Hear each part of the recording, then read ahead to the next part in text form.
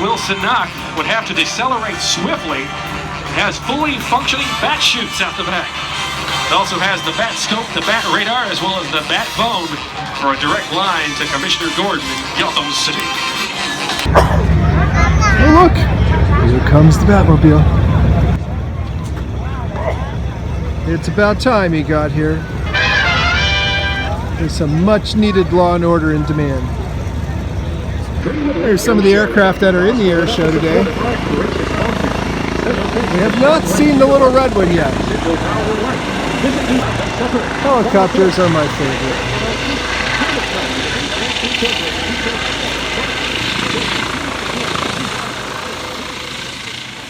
Here at the air show is Andres, and he's with Sky Training. What's entailed in becoming a pilot? So there is different type of licenses you can get, or certificates, how we call it. The first one, the main one, is the private certificate. It usually runs around 35 hours if you do it under Part 141. Part 61 is around 60 hours. To become a full private pilot, usually we divide those 35 hours into the 3 different sections: pre-solo, and that's just working you towards flying the airplane by yourself, you know, getting you from zero to flying the airplane around the airport, landing safely.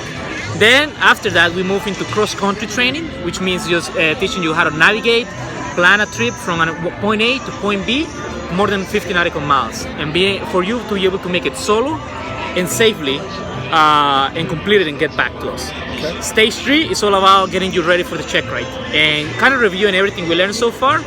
And you know, that involves just preparing you for the check ride with the examiner, which is a FA examiner. He will come and test your abilities based on a certain amount of standards. Once you pass that, you get your nice shiny plastic certificate. Cool. And I'll show you guys right now. Yeah, let's see it. So I actually happen to have a commercial one. Very nice. So a commercial, and it looks just like this. All right. Yeah, don't copy that, you guys. He earned that. Alrighty. So what would it roughly? What's the cost involved in getting your private license? So something you learn as a flight instructor is that people are different. Sure. You are different from me. We have different teaching.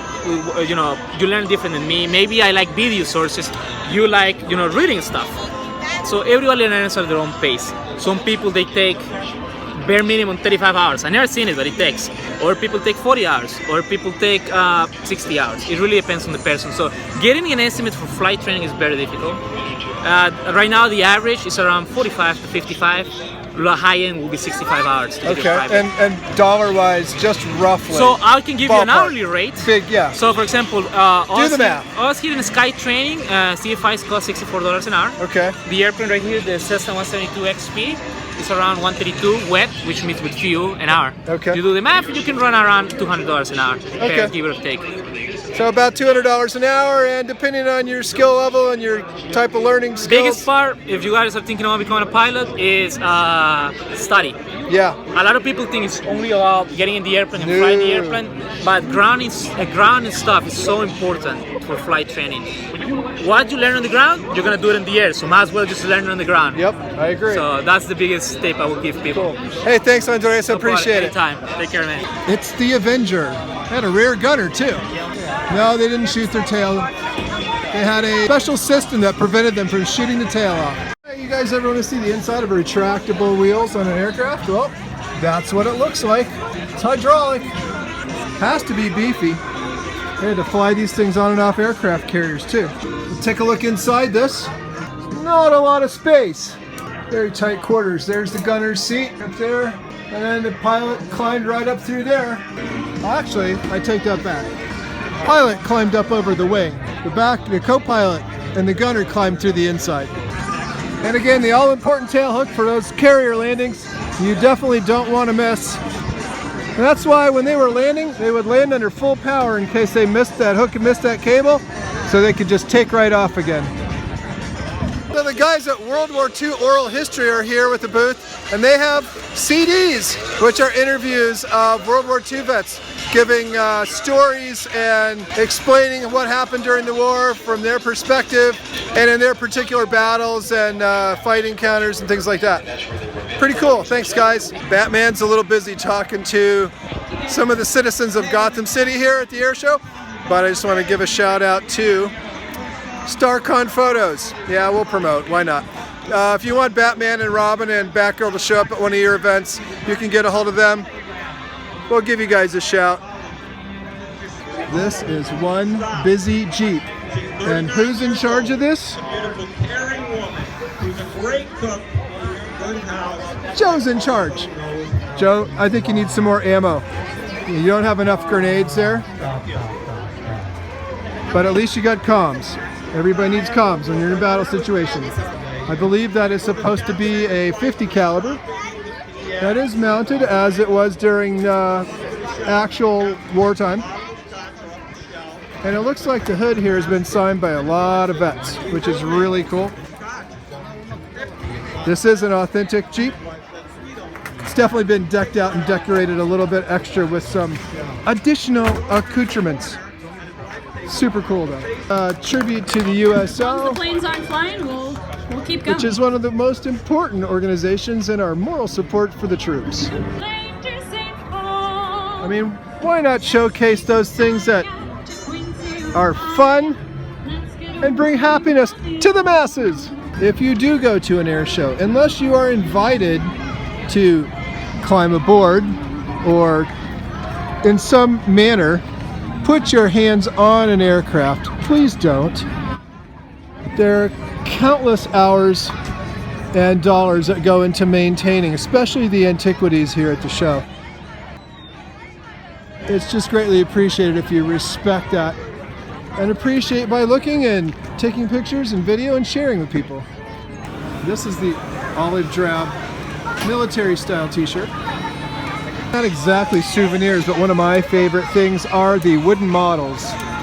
I actually have one, much like that one. A10, A6, SR-71s, F-14s, F-18s, 737s. I even had tanks and cannons. Can you tell me what you guys are doing here? This is an organization called Wheels for the Wounded. At the end of August, we take wounded veterans out of the VAs, and we take them for breakfast in the morning. We take them in the Jeeps. Every veteran gets a front seat for the day. Then after the day's over, we bring them back and give them a barbecue. Very cool.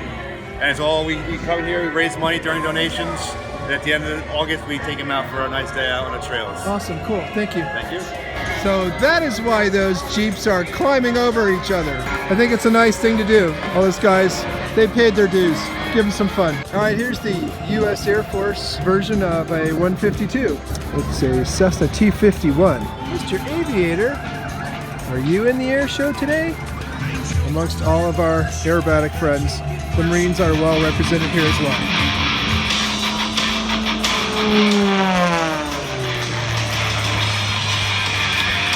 A grueling 10G pull to the vertical. Let's watch as he rolls the airplane on the vertical upright. Some 540 degrees per second as he goes in and tumbles that airplane around. Oh man, this is some extreme flying.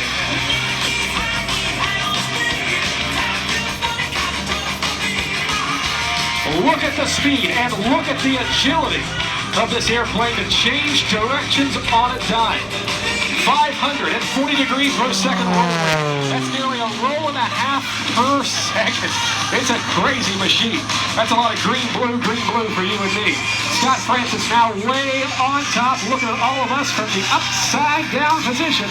And soon he'll be pulling back down, passing show center at 290 miles per hour.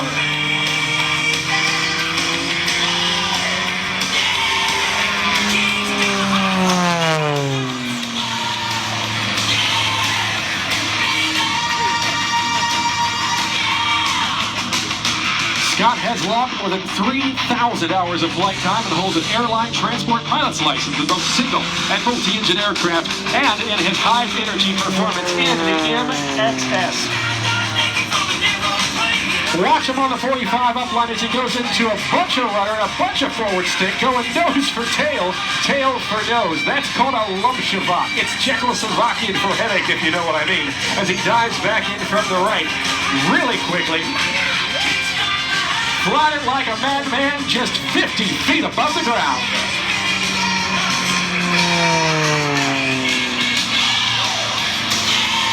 Using gravity to his advantage. As the speed of the aircraft comes on, the G's come on and up on top, moving at about 120 miles an hour. Scott Francis calls that slow, as he brings it back down to the inverted position. All the forces of gravity are trying to push him out of the cockpit right now. Those are those negative G's. It's like having a vice on your head, and it's super uncomfortable. Climbing for the heavens once again, using every inch of the aerobatic airspace, Scott Francis, MSX.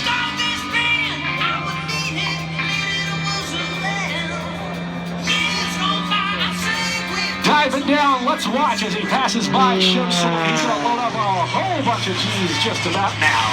Oh, it's got to hurt. A series of point rolls. Let's watch as he will soon run all out up as he climbs to about 3,000 feet right there. The smoke will come off. Let's watch as he pivots on a dime, giving you 9/6 change. That is the hammer head turnaround.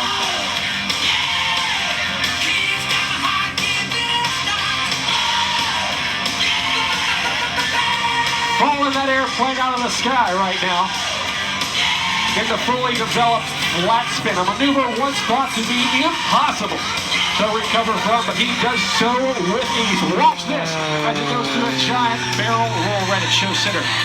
In his real life, as he likes to joke, Scott is an electrical engineer for a defense firm in Reston, Virginia. He is also the president of the Washington, D.C. area chapter of the International Aerobatic Club. Him and people like Jason Flood and many of our Airshow pilots very involved in aerobatic competition, and you can see that it makes them great Airshow performers.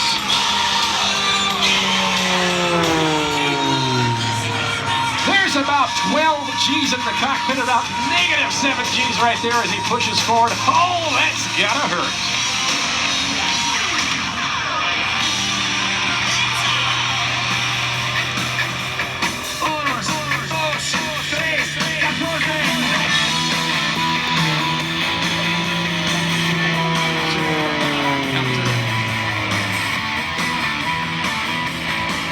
Scott Francis invites you to visit his website at scottfrancisairshows.com to learn more about this all-American-made airplane. Wait a minute. What's this doing here? Well, they didn't say there weren't going to be any other vehicles here. But apparently, Pennington Pontoon Boats is still going strong. Happy heart of mine to love, he wears a pair of suits.